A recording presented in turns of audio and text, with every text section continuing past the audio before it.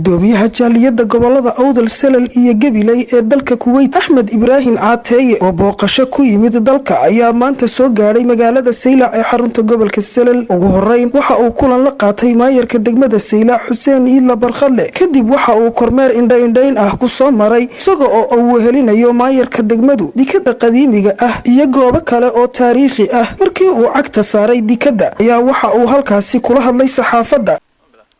booqasho laba maalmood oo ku joognay magaalada Saylac ee gobolka Salal magaaladaas oo runtii ah magaalo qadiimi ah sida aynu ka warhayno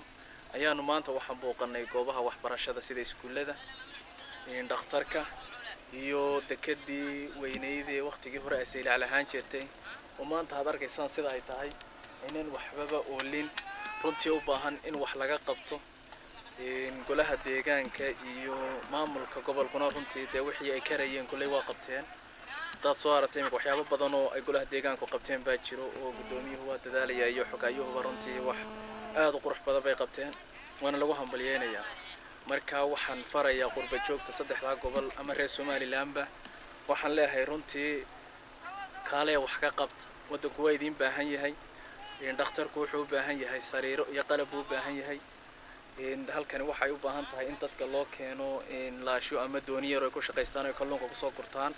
sidaas lamida waxa loo baahan yahay in shabagii xitaa la helo waana ka wada hadalnay maamulka gobolka arintaasi ilaa shalay waana ka wada hadlaynay runtii waxay noo sheegeen in waxa soo dhan aad loogu baahan yahay magaalada Saylacna runtii dhalinyartu wax shaqo ay ku hayso male sida ogeed waxaan leeyahay qurba joogta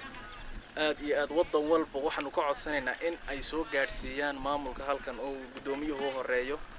in maayarka iyo kulay aanad ku soo hagaajin kartaan xafiiska Somali Journal halkan Ali Hajar iyo rag badan oo kulay aan meesha loo sameeyay baa jiro hawsha kulay hagi doono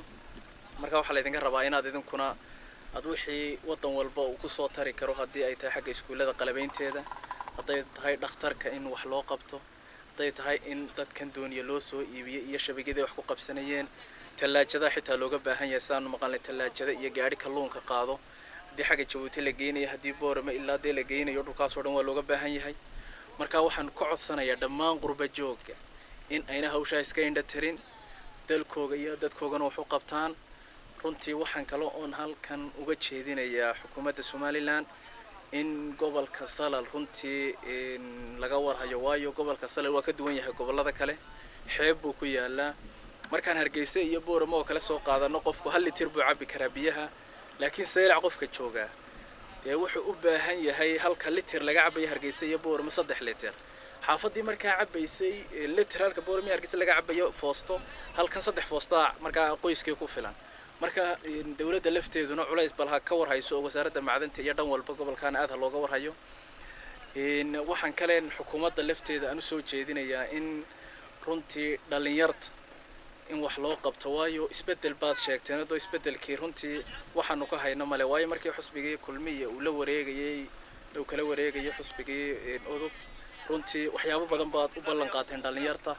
hawshiina wax laga qabtay ma arkayna isbedelkiiba dhan kale uu noqdo waxaanu sugaynaa in dhalinyarta shaqooyin loo abuuro oo wax la sameeyo oo markaa waxay tahriibka kaga joogsato imika waxba noo arkayna in xitaa dekadihii laga xidhay oo dhulkii wax ka qabsanayeen xitaa aan waxba la siinay oo meeshan dhalinyarta joogta waxay qabato meel waa seexanaysa oo soo toosaysa taan xukuumadda waxaanu leenahay bal in culays badan la iska saaro oo dhalinyarta wax lala qabto hana naga dhigan hadaan isbedelkay marka dhalinyarteena sugaysa dhanka kala u bedesheen oo isbedel dhan walba laga xidhay ayaad ka dhigtaan xukuumaddana leeyahay bal hawshaasi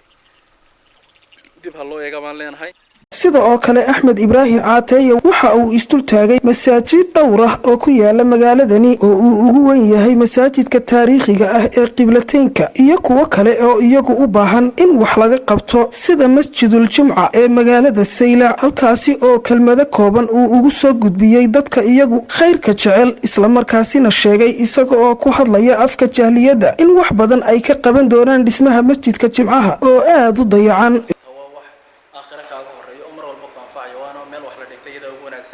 waa masaajid marka masaajidka gogoshiisu waa dadku waxay ku tukanayaan waniga arkay waa meeshaan gogol ma taalo marka waxa ka codsanaynaa jaaliyadu in ay masaajidkaasi wax u soo diraan gogoshiisa iyo qalabeyntiisa ayna ku soo hagaajiyaan maayarka degmada Saylac iyo gudida markaa in ka jirto magaalada Saylac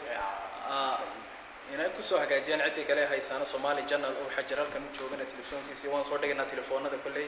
masaajidkana laga qayb qaato wixii laga geysan karo waayo waa sadaqa jaariyo oo wax go'aya maaha marka hawshaasi waxaan ku boorinaynaa in aad mar walba hawshaasi culays iska saartaan oo isku daydaan in aad masaajidka soo qalabaysaan aad baad maasantii kusoo wada duubo maaha markii u horeysay ee qurba joogta ka soo jeeda deegaanada gobolka Salal ay booqasho ku yimaadaan degmada taariikhiga ah ee Saylac. Waa Cali Xajar, Somali Channel, magaalada Saylac.